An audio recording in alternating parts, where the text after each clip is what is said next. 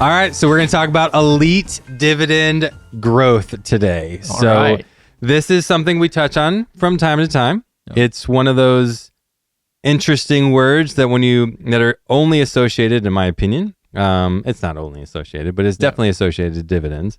Yep. And that word is? Aristocrat. Aristocrats. Yeah, it's definitely not in our normal vocabulary. No, that is a word that I'm like, there used to be a movie like when I was young called Aristocrats. Oh, really? It was a cartoon, Disney cartoon, I think. I'm going to be fact checked. I know it. So what is the definition? Definition of an aristocrat is a dividend stock company that's been paying for greater than 25 years. Right. And consistently increasing. Yep. So there's two big things there. Yep. First and foremost, it's been paying consistently for 25 years without interruption. Right. Every single one of those 25 years, it's paid a little bit more than it did the year previous. Yep. So it's fun to watch those companies too. They'll fight to keep that status. They'll do crazy stuff. Yep. Which is kind of like, I don't want to get on the woke train, but there's some of the pundits out there be like, oh, they'll lay off people to be able to pay that. Oh, they'll cut headcount for sure. Just to keep their dividend aristocrat status. Which is an interesting debate. It's not for this show, but what's more important? Profitability and stock growth, or employees and satisfaction of who's there and who's going to lose their job for what? We probably should do a whole podcast on that. That would be fun. Just kind of the morale thought, or just the thought process. Who was the company there to serve? Like, is it here for the employees to provide a job? Or is it here to the investor who's giving them capital? Or the consumer of whatever they're delivering. Or the consumer. Like, there's three entities in this whole thing. So anyway. That's a fun show. More to come on that one. All right, so let's talk about the key attributes of an aristocrat. First is consistency, which we just talked about. 25 years of payment plus pay raise. The next one is financial strength. What are we talking about there? They're going to have a great balance sheet, usually going to have tons of cash.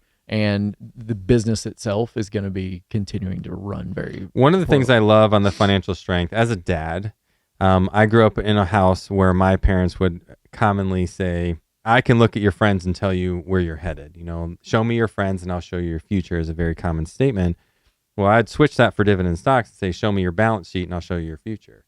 Because if you dig into their balance sheet, you can tell a lot about a whole lot of stuff. And go, hey, they're destined for failure, they're destined for success. I know the stock is down 20%, but look at their balance sheet. They look awesome. Right. Because sometimes our clients are like, why are we holding on to this one? Sure. I'm like, look at their balance sheet. Yep. Things look really, really good. There's nothing concerning, have a lot of cash on hand. They don't have a lot of debt or outstanding obligations. Things look really good. Their stock's just getting beat up because of something that we can't put our finger on. I feel like the stock price is the emotional aspect of investing. Like, that just shows you where people's emotion is, and then when you start looking at balance sheet and cash flow and those things, that's the real person, right? It's the real company. So let's talk about benefits of investing with Dividend Aristocrats. Now, again, these shows aren't to promote any specific stock or anything like that, but they are designed. We have to give examples. Yeah, we have to give examples. It's more impactful on the teaching side.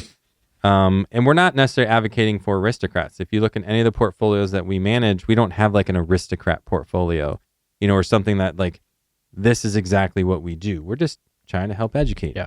Well, and a lot of times you might lose that aristocrat status due to a merger, or which happens a lot. Offloaded, a company to shore up your balance sheet. You've actually, strengthened, solidified things, which actually at the same time helped you lose, even though you didn't stop paying. Yes. Or a pandemic happens and you just pause for the year, right? Like, you're like, hey, we're going to keep our same dividend, but we need to just take a deep breath and let this dust settle. So let's talk about some benefits. First and foremost, passive income. Which, who doesn't love that? I know.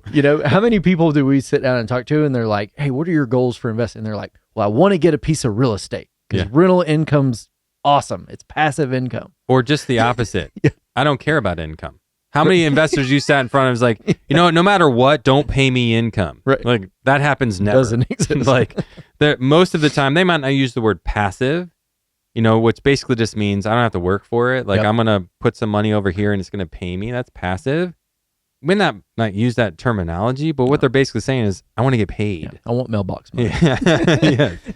Then we've got an inflation hedge. This is big. This one is a really key. It's real right now. Yeah, and it's key to aristocrats because if you're not careful, if you're just looking at, hey, let me go pick the highest paying dividend company, but they don't have that consistency of increasing or even a consistent dividend payout strategy, you can find yourself having to look for different payers every single year. But that consistent increase just helps with inflation. Two more things. First one is lower risk.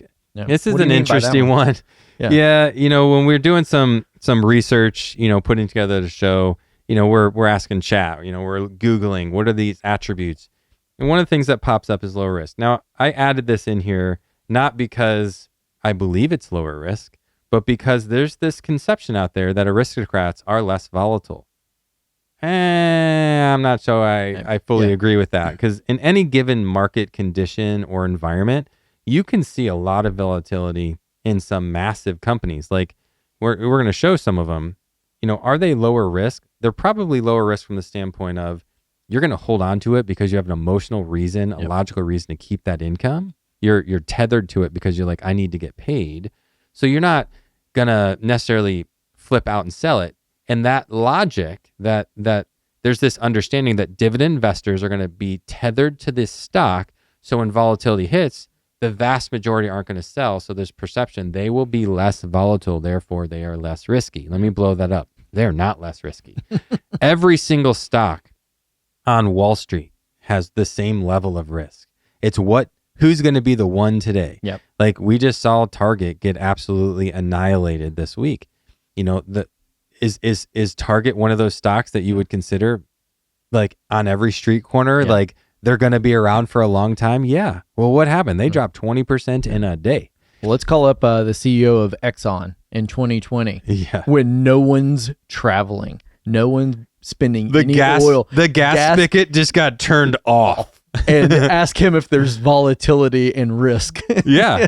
And actually, they're considered one of these lower risk investments, these stocks, and yet their stock got crushed. 50% at its worst. Yeah. My guess is the reason also why they're saying low risk is because of what we said before about financial strength. Yes. They typically have... Their balance sheets are awesome. Their balance sheets are amazing. They've got enough cash on hand to pay that dividend for years. Without even making money. Correct. When you look at the cash on hand inside of our portfolios, that's like my favorite thing, because it's like you can calculate out like our portfolios don't even need, like the companies that make them up don't even need to make excess profit because of the cash they have in the bank can pay their dividend for so many years. All they have to do is cover their own expenses. Right. Like they don't even have to generate more dividend or more income to pay that dividend. Now we want them to because we want to keep that cash. But I mean, we're talking like 880 or 600 and some billion to 1.3 to 3 trillion in some of our portfolios of just cash, or cash equivalents. And that's like mind blowing. All right, we got to keep going here. Yep. So next thing we're going to talk about here is some of the nitty gritty. So let's talk really quick of a couple of examples. So the first one we're going to talk to is Johnson & Johnson. So I want to get into some actual statistics, some features that we look at as portfolio managers when we're looking at a stock. So we're first of all going to talk about some aristocrats. So Johnson & Johnson's been paying, if you look right here on the screen, since 1944. Long time, many, many years in there.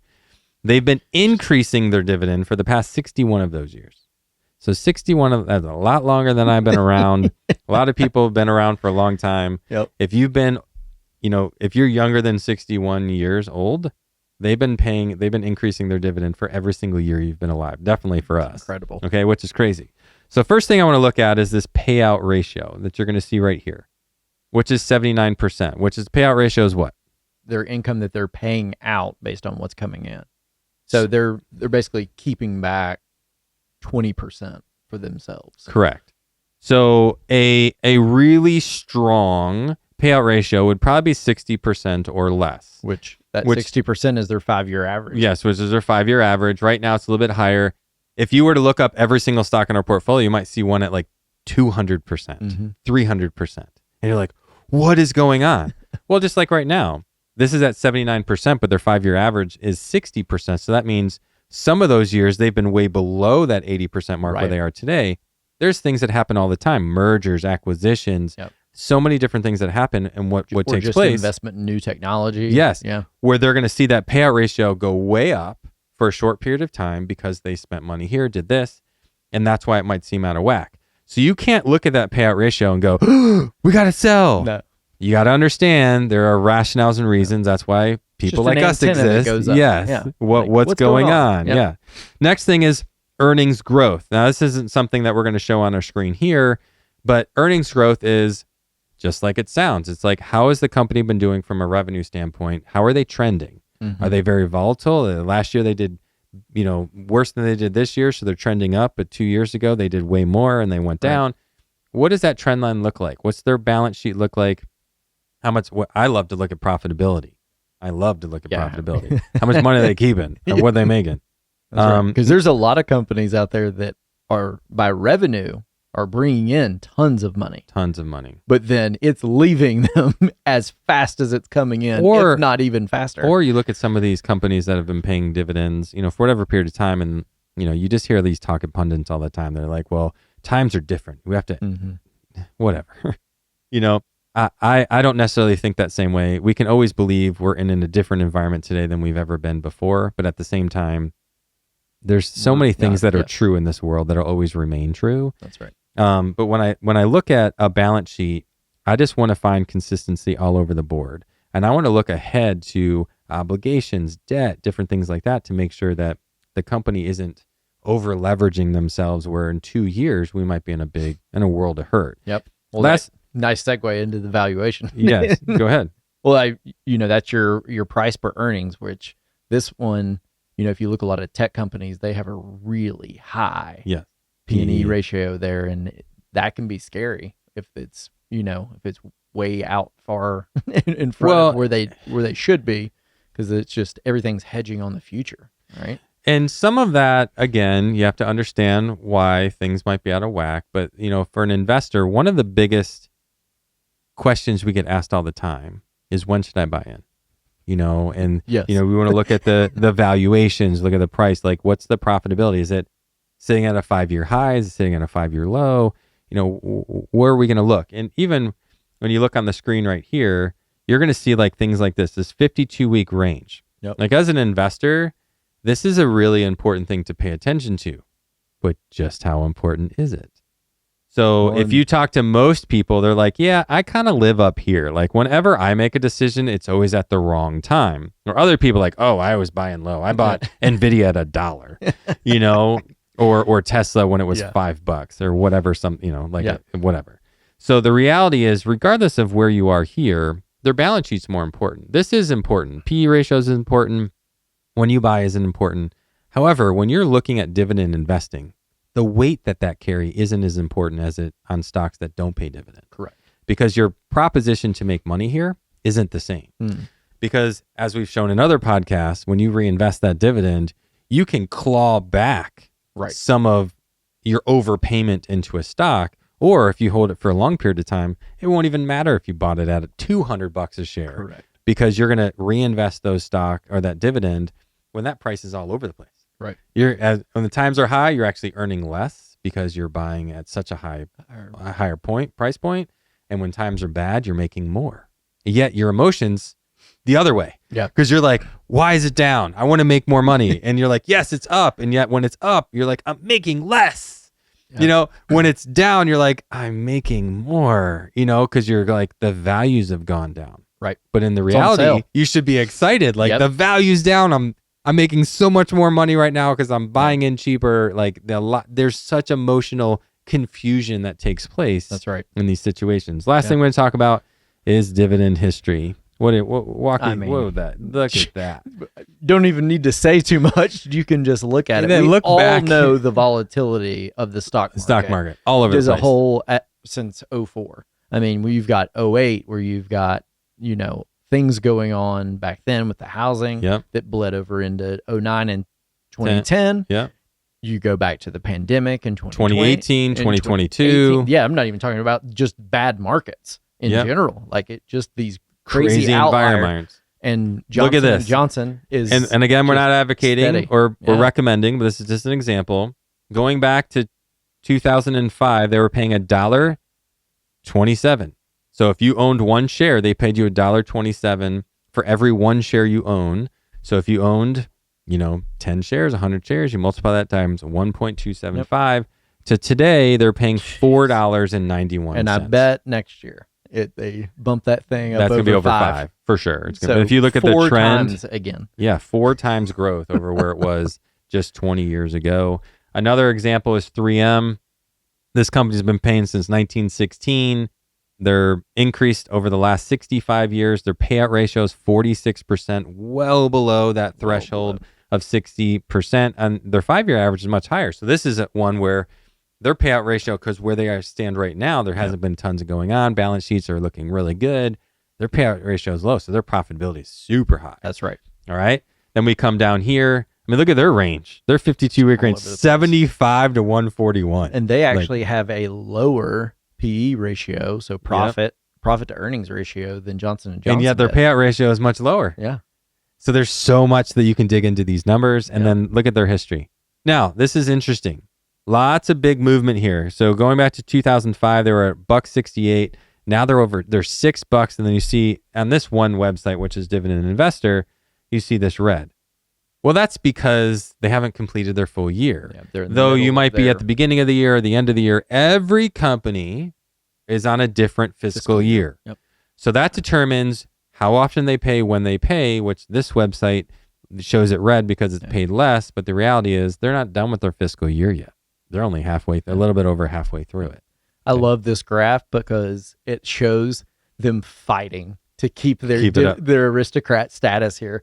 Because it's, a little bit of modest increase, 4 cents over the past couple of years. But you can see these huge jumps. And right here, you can see, right here, they're again, they were fighting. And then some great things took place. And now they're fighting again.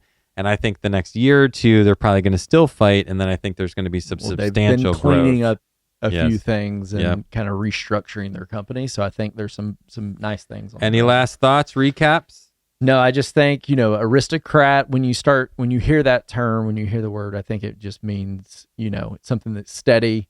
It's a great thing, but it's not the end all be all. No. Don't let that be your deciding factor on where to Don't invest. only look for aristocrats, in other words. They are a great thing to start with, to understand, because a lot of the statistics and features that we were just talking about are going to be around. And they're something that you can dig into and research. And then you can take that knowledge and look at non-aristocrat stocks. Perfect. To understand how, what are the consistencies? Even though they haven't been paying for 25 years or increased for 25 years, what are some things that look similar where I can find other growth? Like they've laid the blueprint. Yes. Right? Like go look at what an aristocrat has been doing and then use that filter to come back and identify different stocks. So there you go. Elite dividend growth. That's pretty exciting.